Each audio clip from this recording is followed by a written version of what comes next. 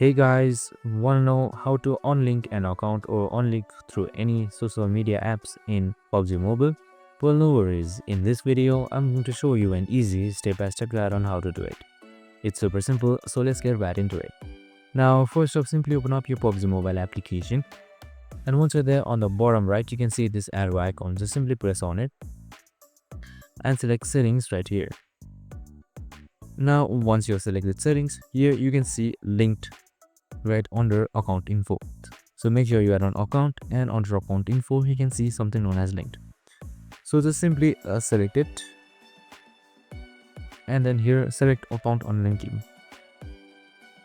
Now once you're there, select security verification, and now after a while your verification will be completed. Select unlink and then select display games account or anything that you have, and there you have it. Now your account has been successfully unlinked, and now you need to log in again. I hope this video helped. If it did, make sure to like, subscribe and tune in with us for more of these videos. See you in the next one.